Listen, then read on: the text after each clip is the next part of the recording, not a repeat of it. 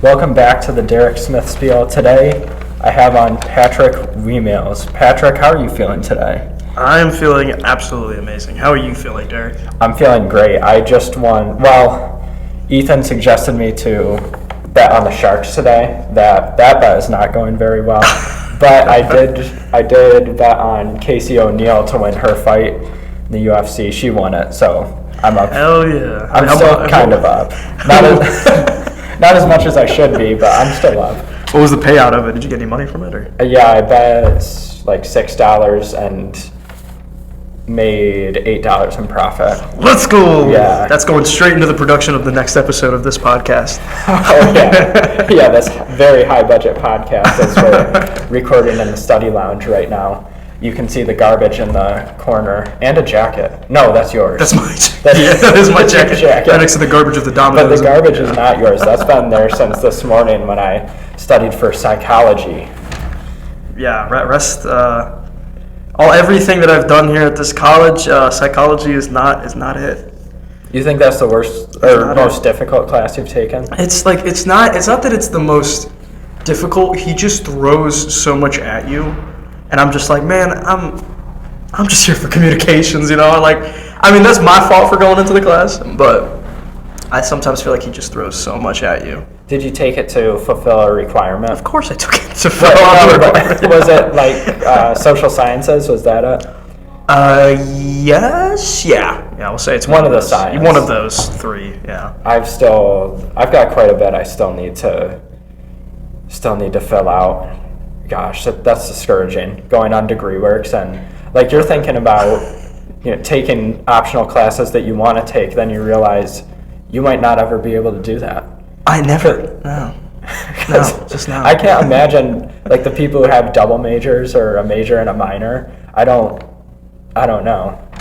I mean, I'm gonna minor in psychology. I'm enjoying it. You're really liking psychology that much? Well, I was always interested in it. I thought psychology was interesting. I wanted to know, I guess I wanted to be able to read people better, okay. Like understand people and understand myself in a more scientific way, okay. I guess.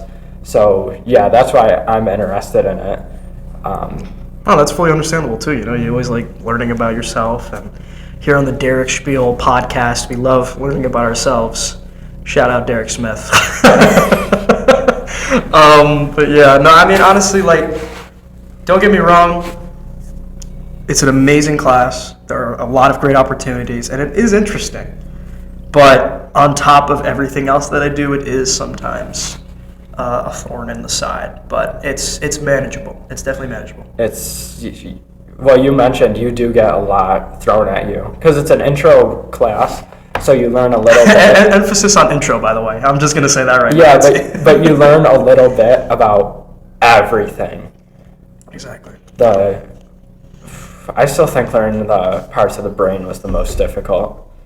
Yeah, don't even get me started, man. We got the frontal lobe. We got the thalamus, all that great stuff. The hypothalamus. I'll never forget the hypothalamus. Oh my God. I think it was about 2 weeks before break. Right? Yeah, 3 weeks before break, we had this exam to finish out before we went on spring break.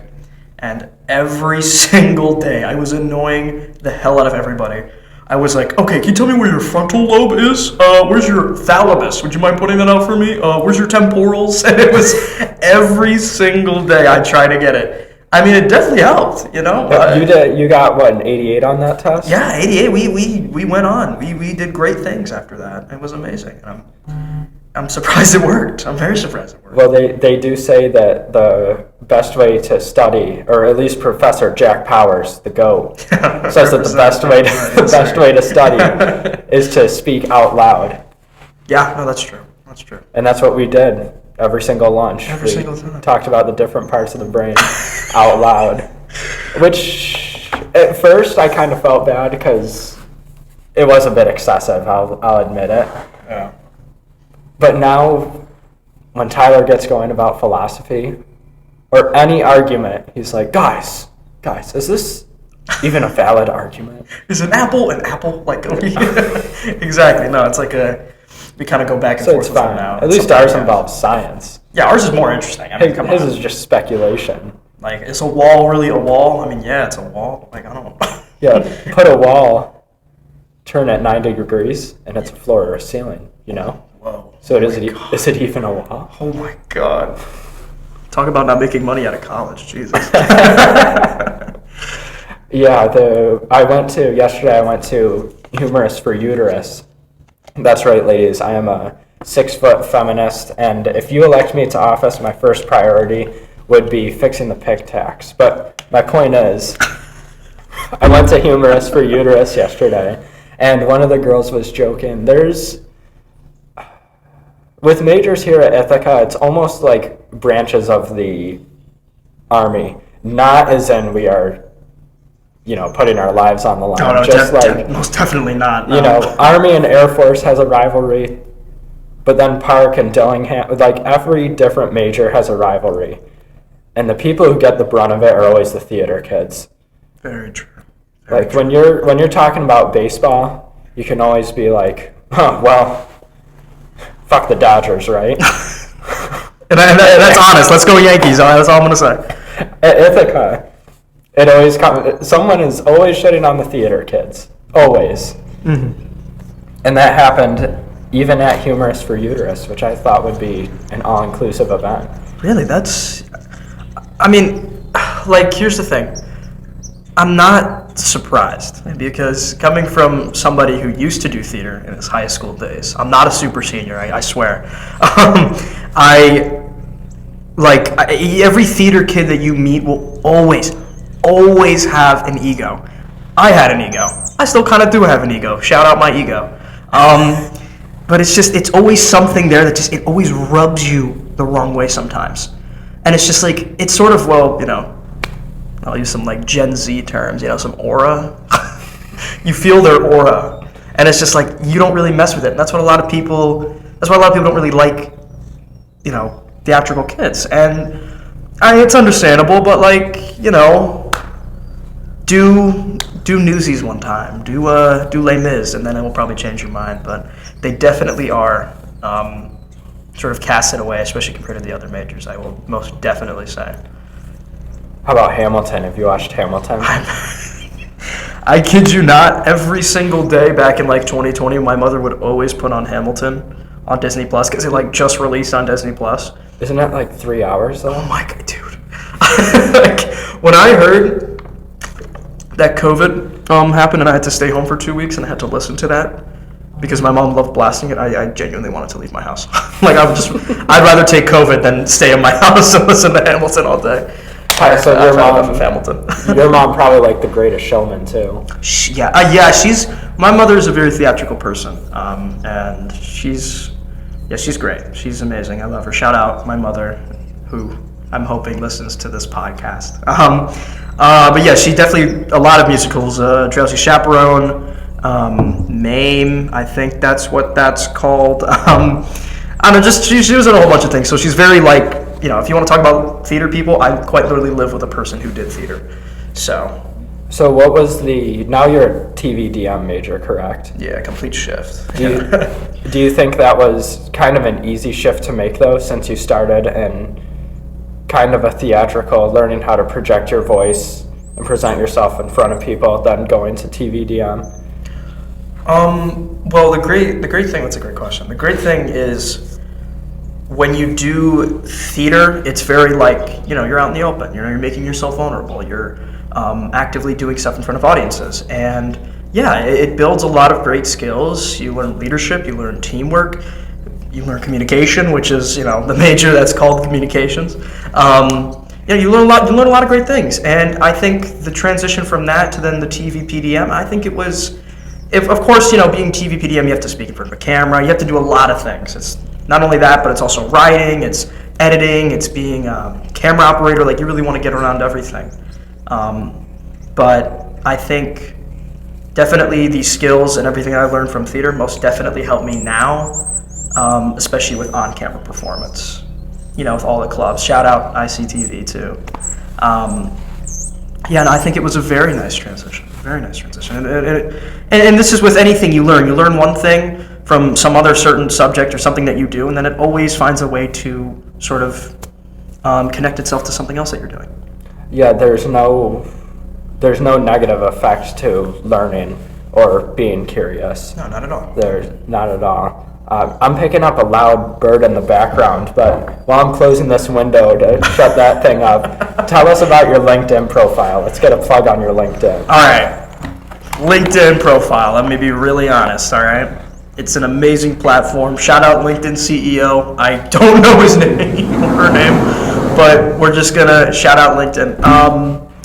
It's a great platform. You know, you expand and do what you want to do with your connections with people. There's only so much I could say about LinkedIn. But What's your at? my at is Patrick Weemaels. Weemaels, Weemaels. Maels. Everybody says Males, but I'm not I'm a male, but like I'm not Weemaels. I'm Maels.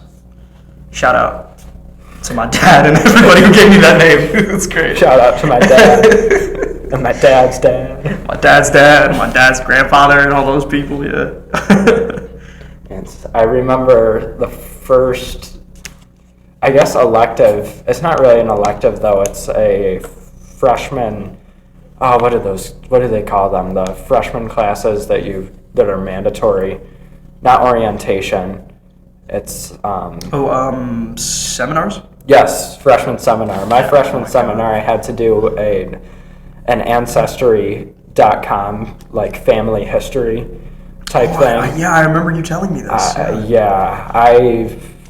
My mom really clutched up on that one for me. My mom and I think my mom's aunt, because when I looked on Ancestry.com, they had like everything filled in for me. They got into the genealogy so that all I had to do was read it. Wow. There were a lot of questions that my professor answered that I might have embellished or made up a story or two about. Like, I can't think of one specific example. Oh, I said they were farmers in Italy. I don't really know what they did before they came over. But I looked up, like, in this region in 1800, what did people in Italy do? And it said, 80% were farmers. And I was like, well, my ancestors are farmers now. Most likely, yeah. That's... I've always wanted to do Ancestry. I've never really done it, only because like my parents are like, you probably shouldn't do it because like, DNA, like shipping it across the country to get inspected by. They don't want you to get tracked. Yeah, like just in case. It's it's a precaution, but I'd totally love to learn about my my lineage and everything else. I think it would be amazing to look into. The only thing I know is that I'm a really white Irish guy, and I am Belgian, and I'm somehow Peruvian, but Peruvian? Peruvian, yeah, from Peru. Yeah, I had to think about that for a second. I get you. Yeah, I'm very American, so I don't know geography. My grandparents, they're that way with vapes, which I've never vaped, but there was a period where every time I was at my grandparents' house, my grandpa would be like, Derek, did you know that those vapes come in 60-gallon jugs from China? We don't know what we're getting in there. And he's like, that's probably where COVID came from. That's a way of putting it, Gramps. Yeah, I get it. You really got away with words.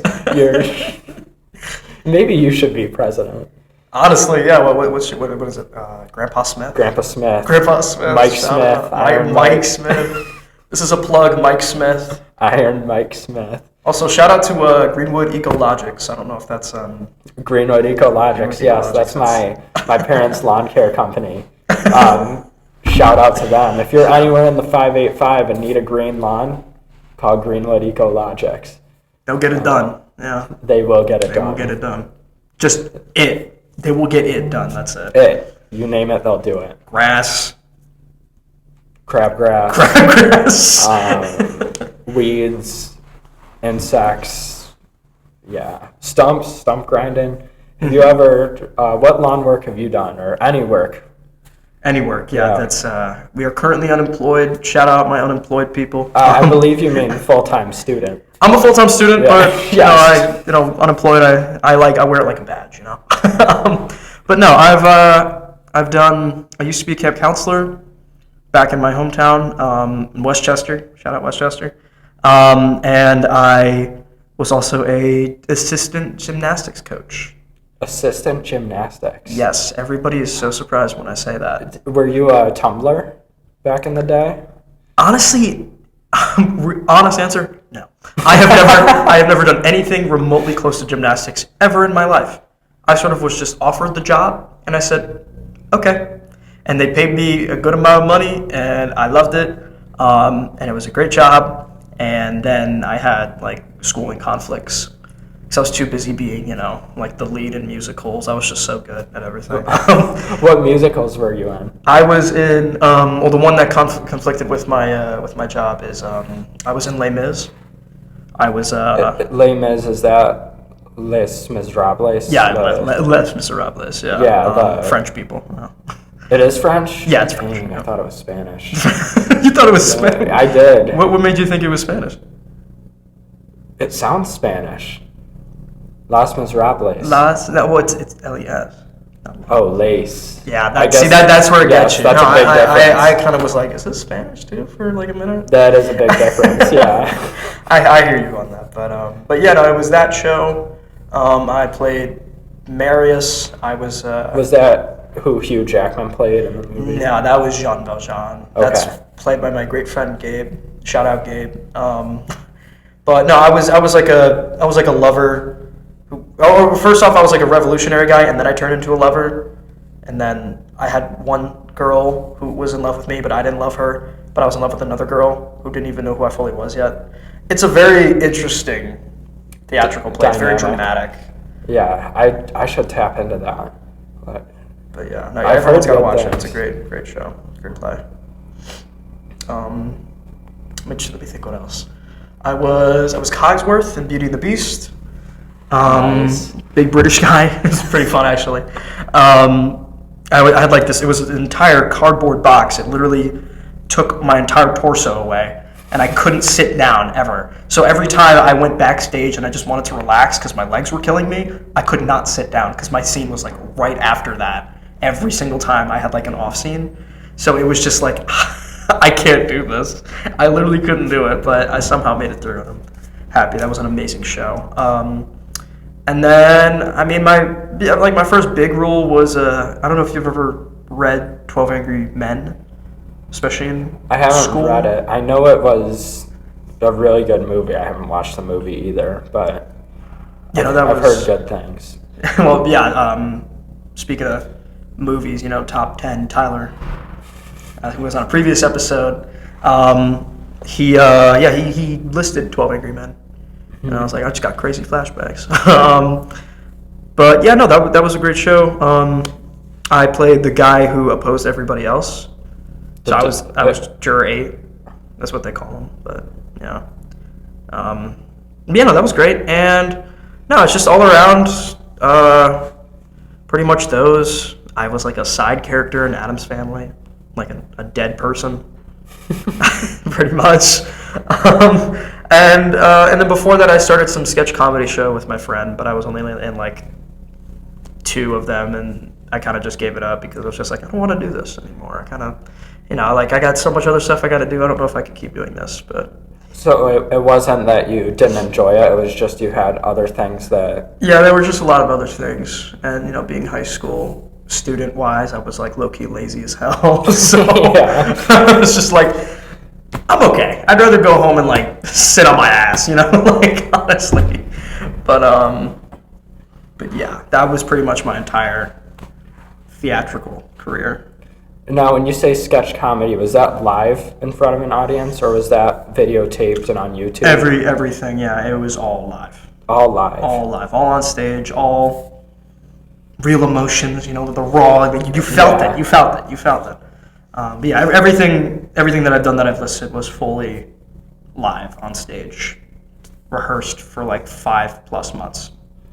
Well, that makes, I remember it was the first semester, the first section of auditions for ICTV, and actually Tyler was gonna play, I can't remember the song. We wanted him to play Creep, but he didn't. He was gonna perform live. I went down there, my audition was like right before Tyler's show. Oh, and yeah, I remember this. You were asking me how I was feeling. And you said, I've been in a ton of auditions before. You've got to walk in with a smile, and Derek, make sure you shake their hand. You were adamant on having me go in and shake their hand. Yep. And you said how you've done a ton of auditions and interviews before. I guess it all makes sense now. Yeah. When you were listing off all the things you've done live on stage. So does that make it, what's the difference between live on stage and then on ICTV?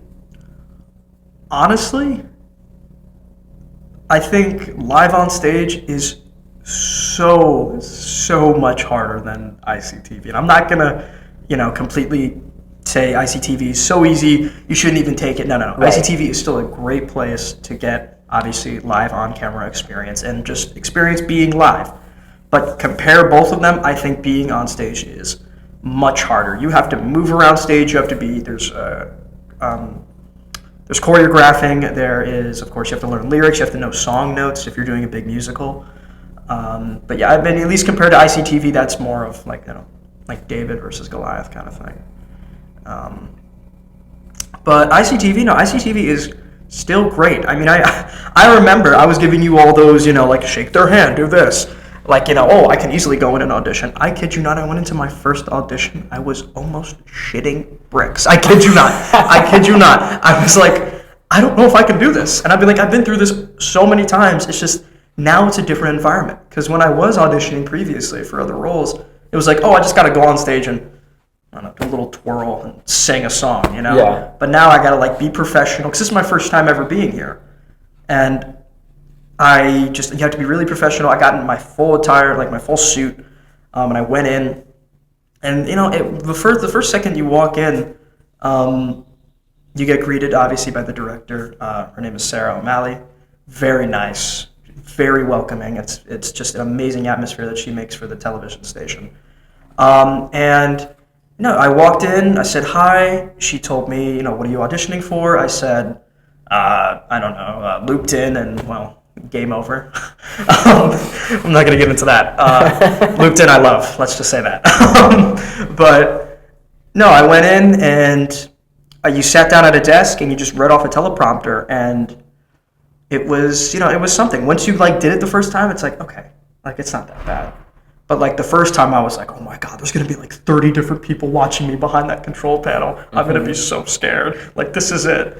But then you do it, it's just like everything else I've done. You just read off a script pretty much. But yeah, no, I think definitely theater was a lot more taxing, especially with everything else. But I still love ICTV, because that is what I would love to go into in my future career.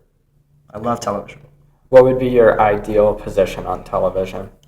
Honestly, that is a question I am currently struggling with. And this is to any news broadcasting station, if you're listening to the Dare Spiel, I am Patrick Weemaels. I love television. I will literally go anywhere. If you put me in a place and you tell me what I need to do, if it's something media related, you got me. I'm hooked. I'll do it. No doubt about it. If you have me at a desk sitting and writing letters for you, I'm okay.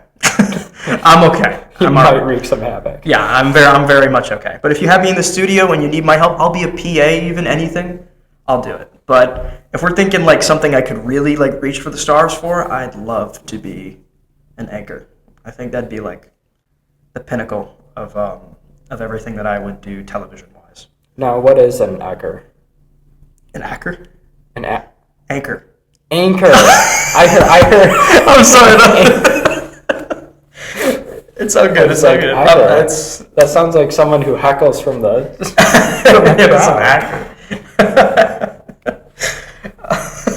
No, anchor. That makes more sense. Yeah.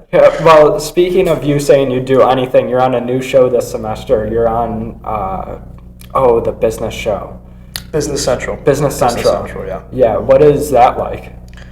Honestly, I think the greatest thing about it is that it's I'm an analyst. I'm an analyst, and what I do is I pretty much I come up with my own stories that they give me, or I make scripts for the stories that they give me, and then I send it out to them, and then they read through it, and then I do it. Obviously, I have to know the information beforehand because I'm an analyst. I usually talk about like international business, but no, it's a great show. I get to make my own script. I get to go in, do my little thing, and then I'm done. And the great thing about it is, of course, when you go into a television station or any ICTV, well, because that's a good example because we're at Ithaca College. Yeah. Shout out Ithaca College.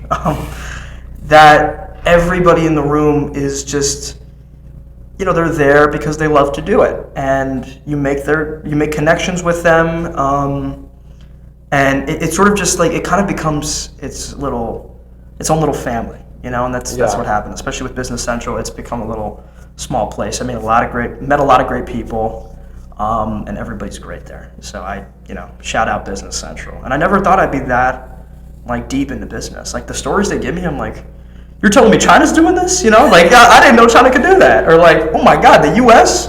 We're talking about British electric cars. Like that. So you're like unintentionally learning about business just because you seeked out the opportunity to do something different on ICTV. Yeah. No, that's really it. I was handed the opportunity. I threw my hat in the ring, and then I was just like, wow, this is amazing. What's the most interesting thing you've learned in international business? Everybody always wants to be the biggest person on the market. Every country's fighting to be like, oh, I want to be the leading manufacturing of this or the leading manufacturer of that, or oh, I love AI, a lot of AI, so much AI. It's pretty much just like countries are really always at each other's throats with like being the top dog. That's pretty much all international businesses, and of course there's always good things like trade deals and everybody coming together. But a lot of it's just like who can make who can make an electric car go faster? Pretty much it. So was Sora AI going out of business? Was that a surprise? Honestly, no. I mean, I think AI, at least in this point, has been in a really weird position. It's very like, it's not that it's not advancing that much anymore, especially the way it was towards the end of 2025. But nor is it slowing down because it is still learning a lot of things and it's still growing, but it's not like, I mean, if you saw Sora, it was insane to leap for like video AI. Like it was pretty crazy. Like it looked kind of uncanny. And I remember I tried it out with Tyler. Yeah, you got some good. And I put in like dancing and stuff. And I was like, oh my God, that's AI. And it looked like Tyler. It did. No, it really did. It really did. But no, I think I'm not surprised. I mean, it's kind of like, think of it as like, the internet was a big thing, right? Well, let's say the internet had a bubble. And the bubble, of course, everyone was like, oh my God, we're going to put all this money into the internet. We're going to do this and that. And then it just kind of bursted, The bubble bursted. And obviously still the internet is a crazy big thing, but it's not like, it's not like, oh my God, it's going to take over the world. Like it just kind of grew with us. And obviously we use the internet and expand upon it. But AI, I think AI is sort of the same. They put a lot of money into it, and then the bubble bursted, and Sora AI was on the cutting board because they just like, there's no reason for me to really put that much money into this thing if it's only gonna give me so much back. People really just used it for TikTok videos. Yeah, and a lot of interesting Instagram reels. Let's just say that too.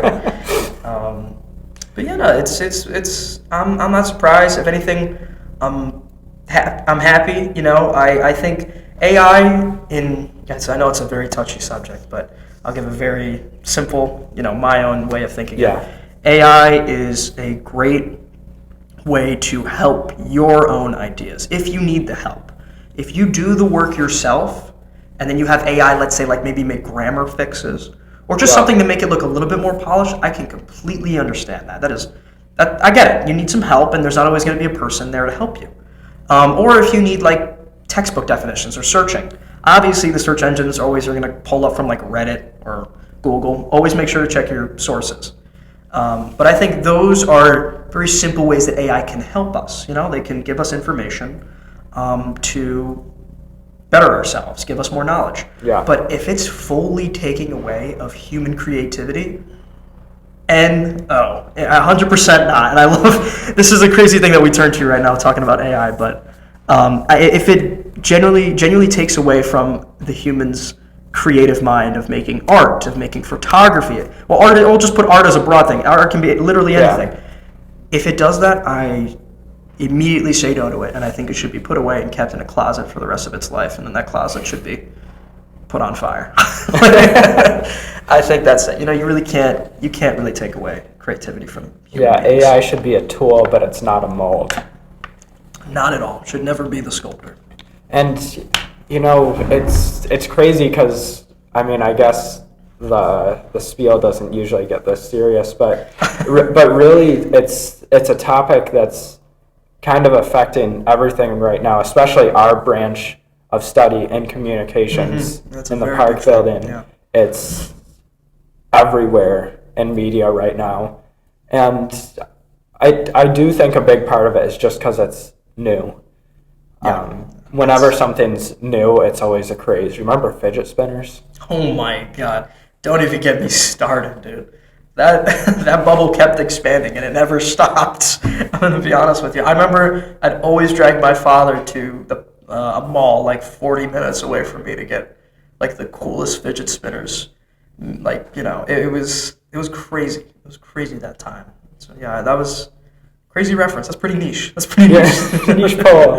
Yeah, but I can't remember the last time I've seen a fidget spinner. Well, yeah, and honestly, that is a great example, actually, what we were just talking about. It's like very, it was crazy. Everybody bought into it. And then nowadays, you're just like, oh, well, what happened to it? It's just like, okay. Yeah, and I don't think AI is going to go away like a fidget spinner, but maybe not. It'll definitely tone down a little bit when the newness wears off and people make maybe better guidelines and get a better understanding of it. Exactly. No, but fidget spinners were a big one.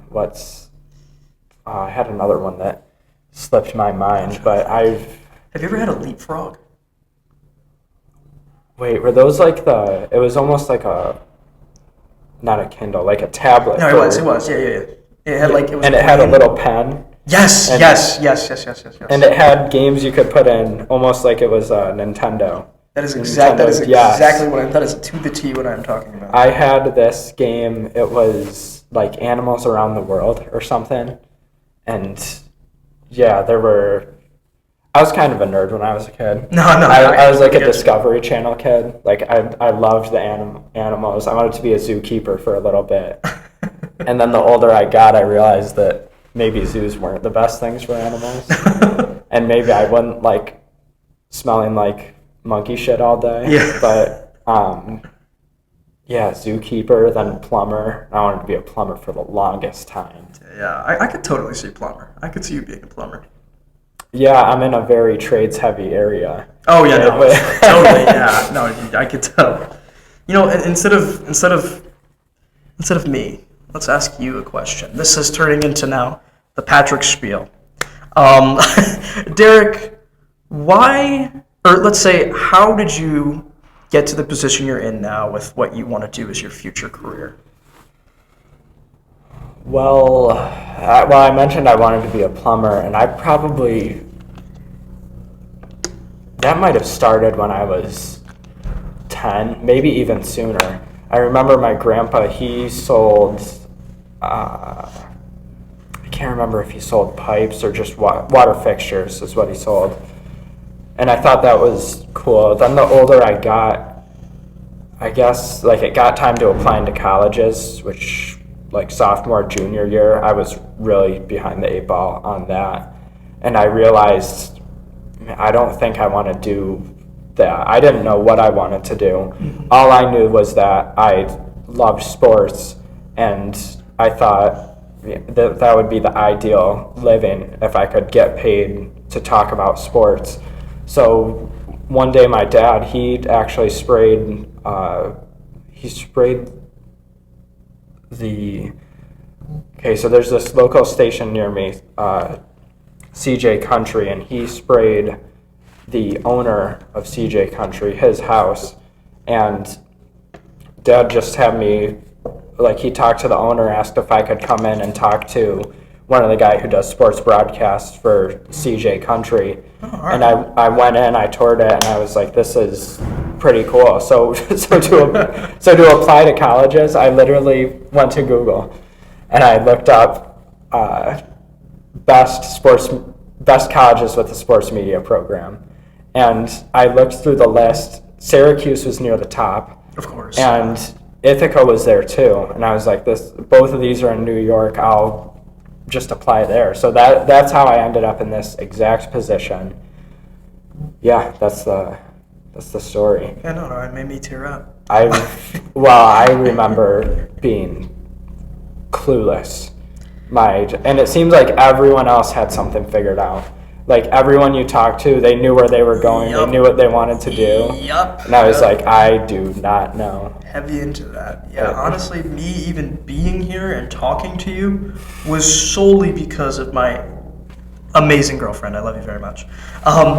She just recommended me this college. I did not know. I wanted to go into communications, but my college picking abilities was so, like, it was bad. It was really bad. And then she just came up to me. She's like, you should just go to Ithaca College. I'm like, Ithaca College? Where's that? She's like, in Ithaca? And I'm like, oh, that makes sense.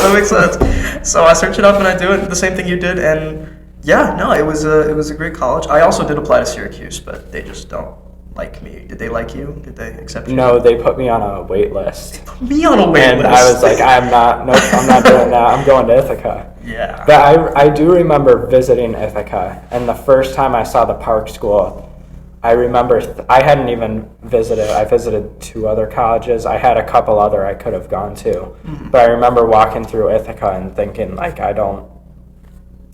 know this is the place. Like, I don't want to go somewhere else. It just clicked. Yeah, it just made sense. Yeah, for me it was when I was walking down the hallway of the park school, and the walls are filled with posters of every movie alumni have worked on. And I saw Inception and Winter Soldier, and there's a ton. I mean, name a movie, there's probably the Saw series. Oh my God, yeah. Dan Hefner, shout out Dan Hefner. Dan Hefner. He pretty much, what he produced, direct the Saw movies, something in that ballpark, and he goes here, he's a great guy.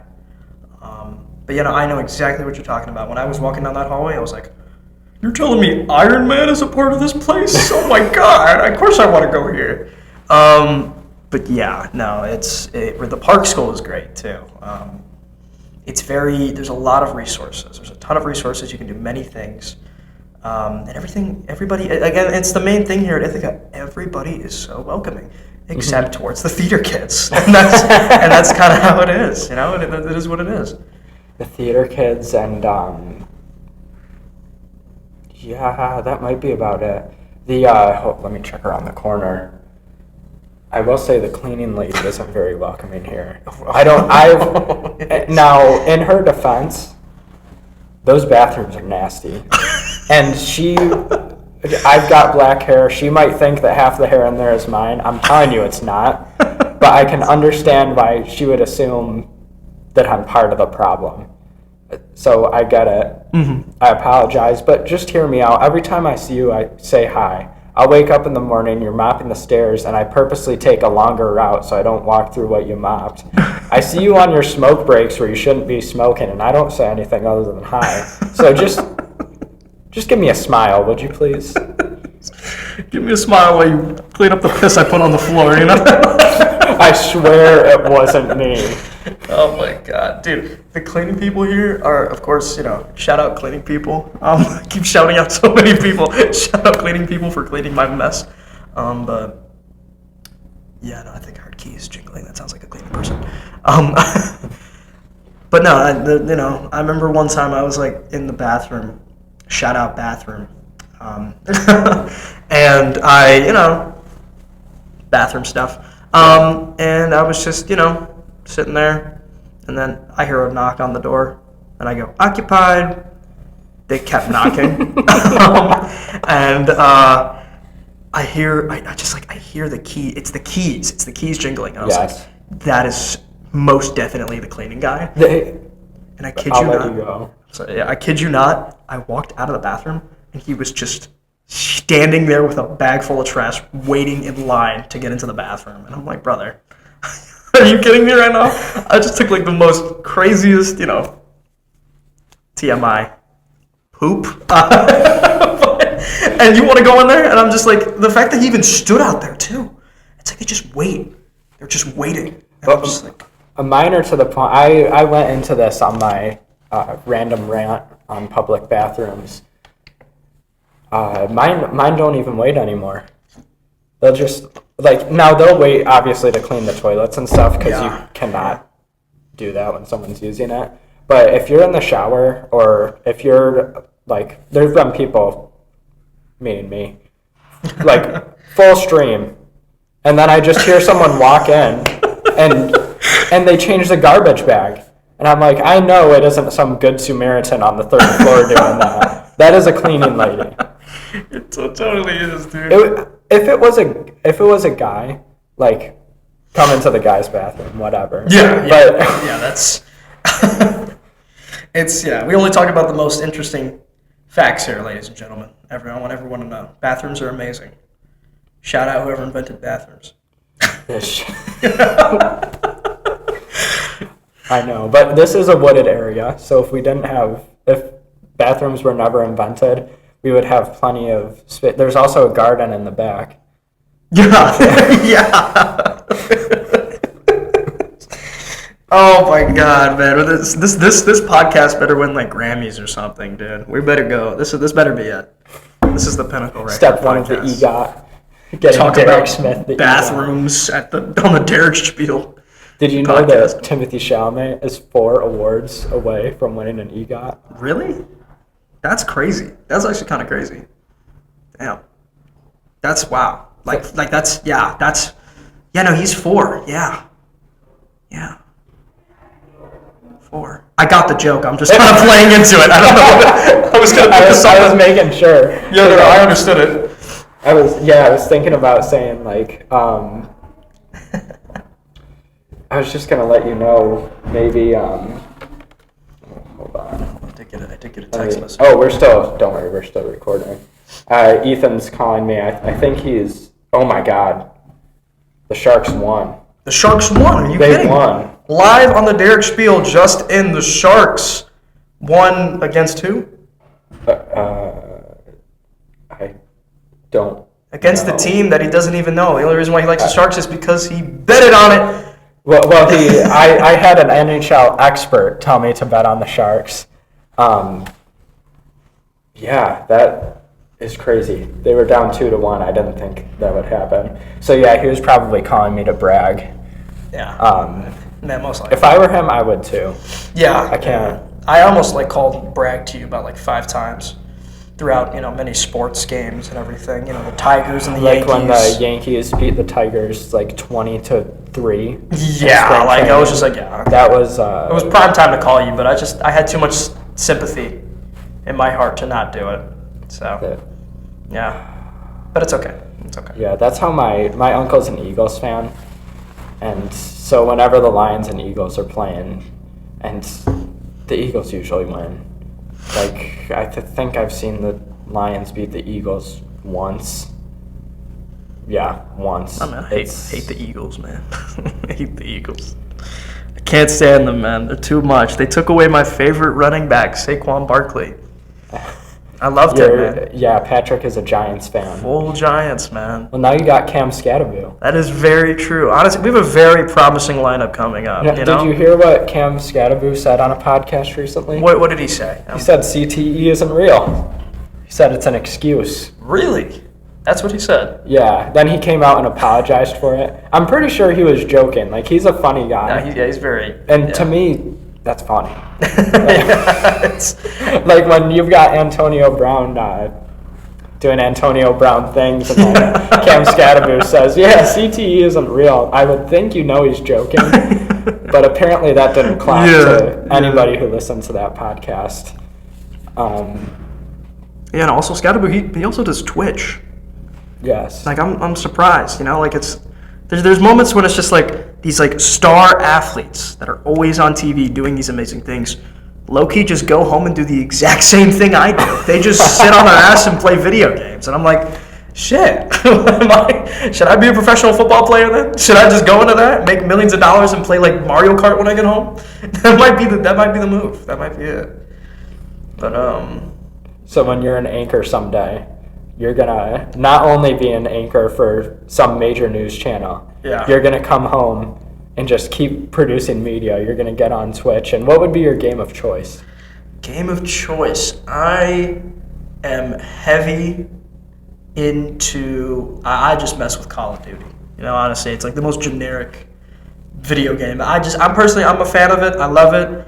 Right now, in the current state it's low-key kind of buns. But that is a great game. And I think at least by the time I'm, 40... By the time that even happens, it'll be like Modern Warfare 38 or something like that. I got big into Call of Duty.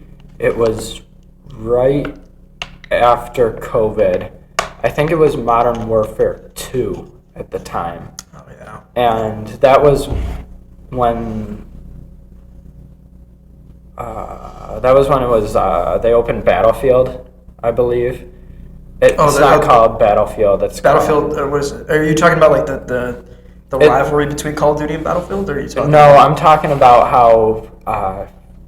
Dang, I can't even remember. Talking about Warzone. Warzone. That's Warzone, what they used. Warzone, Call of Duty Modern Warfare 2 Warzone. That was amazing. And if you were good with a sniper, you were set. It was game. Then all of a sudden it updated to Modern Warfare 3, and you cracked one shield with a sniper. Yeah, it's true. It was unreal. It had made me change my whole gameplay. Then I moved to Siege and just hated my life for a good 2 years. Yeah, no, Call of Duty is always on and off with keeping their fan base happy, but definitely is, I think, one of my top choices. I remember the first time I even touched a Call of Duty game was Call of Duty Ghosts on my uncle's PS3. And I was like 8 years old at the time, and I remember the mission where like you have a revolver and you like shoot a guy in the chest, and I was like, yes, this is amazing. I love this game. But yeah, no, that's pretty much the reason. It's also like sort of like like a nostalgic thing for me. It's always been something I just kind of kept close to, and I love doing or playing, not doing. I don't commit war crimes, but. Yeah, it's definitely a favorite game of mine. So if I were to do anything like that, I'd definitely choose that game. Yeah, do you have any favorite artists? Artists? Oh, man. Crazy transition. I mean, let's go into more media. More into music media. I'm a huge Aerosmith fan. Aerosmith, Bob Seger, Guns N' Roses. I love Kanye. And shout out to my girl, Sabrina Carpenter. Oh, my God. Sabrina... I'm a little disappointed you didn't respond to my story. I think I'm more disappointed that she didn't even invite you out to the Pringles commercial. She should have known beforehand that Derek Smith was on the radar and open, and she just didn't even care. She makes all these songs about how, I guess for lack of a better word, stupid men are. And maybe even how manipulative they are or try to be, but just hear me out right now. I put my pride on the line for that Pringles commercial. And I didn't even get to part 2 of this. So part 1 was obviously, a quick recap, I bet that Sabrina Carpenter would do duck lips in the Super Bowl Pringles commercial, and it didn't happen. So I had to post a story of me with duck lips saying, Sabrina, please let me be your Pringle man. Whatever. That's what added insult to injury was a week later, Pringles released a commercial with some random dude doing Pringles duck lips, and I was like, are you kidding me? Yeah. Do you have any idea the marketing opportunity you missed? It's crazy. To have some random dude do that and not Sabrina Carpenter? You should have been in that room on the marketing team saying, I want to have Sabrina Carpenter with duck lips. And you should have went on this. You should have went on this whole spiel, dare I say? And you would have gone crazy. I think you would have changed the viewers, and you would have you would have brought in Pringles millions of dollars, billions of dollars, billions of dollars. But Sabrina Carpenter just doesn't want to listen. Nor does Pringles. I mean, they're both great, but they just don't listen. No, Pringles didn't respond to my story either. I had to tag Pringles and Sabrina Carpenter. Neither of them responded. But how about you? How musical artists that you like? Okay, I'm a very simple guy. Let's say I'm a normal guy who lives in the safest neighborhood. And I listen to 21 Savage and Drake. And Daft Punk. And Daft Punk. If we really want to get into what I fully listen to, as of now, I listen to Drake. Yeah, I love Drake. Makes a lot of great songs. But past that, I do like Kanye has made some great songs. Mm-hmm. I will say Kanye is a great artist. Kendrick, which is crazy to say because I know him and Drake have had beef, but he still also makes pretty good songs. Daft Punk, of course, I love Daft Punk too. That was an amazing duo. I'm kind of sad they retired right when I loved them so much. Yeah. It was 2021, 2022. And that was the peak of oh my god, I love Daft Punk. And then I heard 5 days later, oh, they're retiring, no more new music. I'm like, are you kidding me? And I'm like, this is such BS. But I love Daft Punk. And I mean, the next the biggest artist that I really like, he was big, but he kind of wasn't at the same time, is Logic. I remember, I don't think I've heard Logic, but I've heard his name thrown around. Yeah, no, he was the guy who made the 1-800 song. Okay. I'm not going to sing it, but, copyright just in case. But, I loved his music. I thought he made a lot of great music. That was, kind of my stuff back in, 7th grade. I mean, low-key nowadays, if you listen to Logic, people might think you're a burger. But I still listen to him from time to time. He's still a great artist. He makes a lot of very personal speeches about, life and stuff, and how everybody should just be happy with who they are. He definitely makes a lot of great messages. That's another reason why I love him. And then 21 Savage is a good artist too. I like him. Of course, me being from just a normal, quiet suburban neighborhood, and 21 Savage just I like shooting, and I'm like, oh, okay, but I still like his music, so he's a great artist. And I went to one of his concerts, and it was really nice. Bunch of weed though, straight up marijuana, just in your face by 30-year-old grown men. The whole place probably smells. Secondhand smoke, dude. I think I was gonna die. But it was fun. I remember my dad. It was me, my friend, who bought merch, and then it was just think of it just my. I don't want. No, I'm not gonna diss my father. I love my father, but just think of a normal, father. Just in khakis and stuff. Oh, the coat. He took his kid to his favorite musical artist concert, and he's just there to be there. It was so funny. Every time a song went, he's like, "What the hell is this guy saying?" I'm like, "Dad, he's singing about the streets, I feel him. I mean, I don't, but I feel like I know him, But yeah, and I think, honestly, I think that's pretty much it. I think that's just normally the main consensus of what I listen to. Yeah, I'd say that. Well, you are a huge Drake fan. You have your phone case is literally Drake. We have, if you read this, it's too late.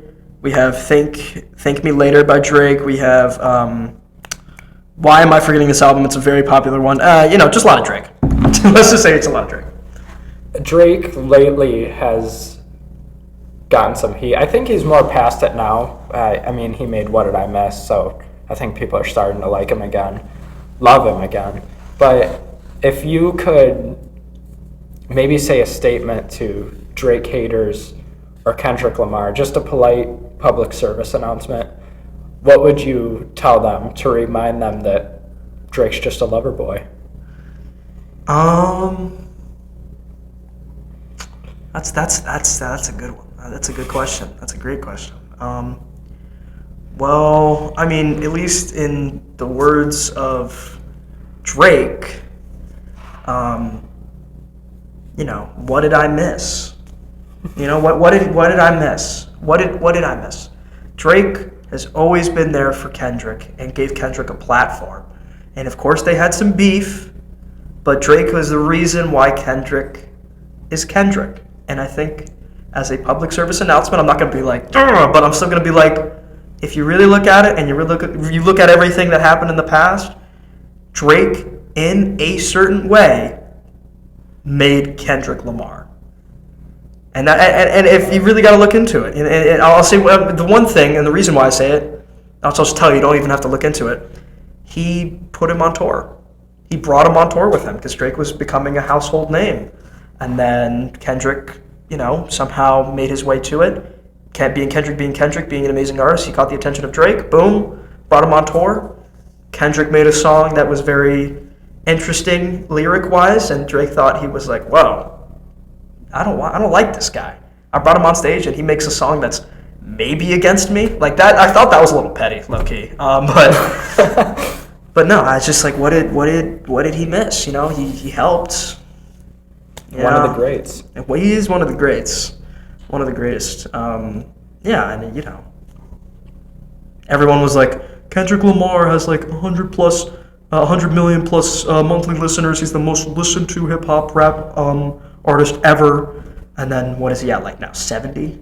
He lost like 30 of it, and Drake is at like 90. So I think Drake is, he's doing his thing. He's OVO. He's OVO. He's the sixth god. Oh my god, I sound like such a burger. Well, you know what I got to say about that? Yeah. I got something to say to the listener. Are you streaming with your bestie?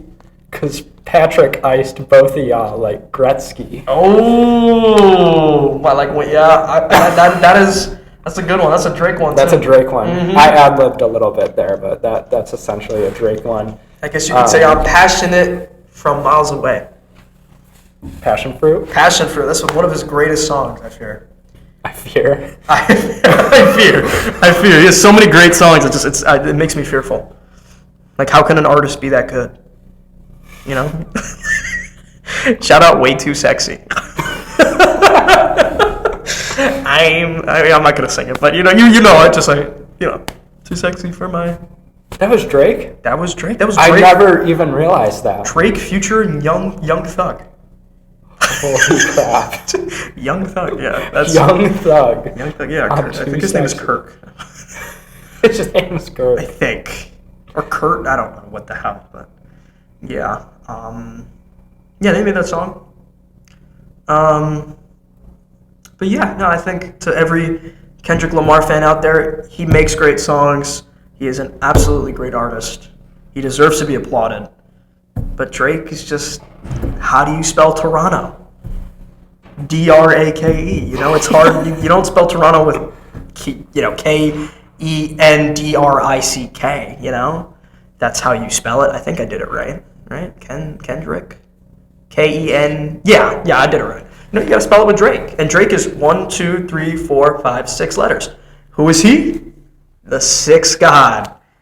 Never mind, he is... D-R-A-K... He has 5 letters. He's the sixth god, that's all I'm gonna say. That's all I'm gonna stop embarrassing myself. That's all I'm gonna say. Well, on that note, let me do my shameless plugs. Go for it.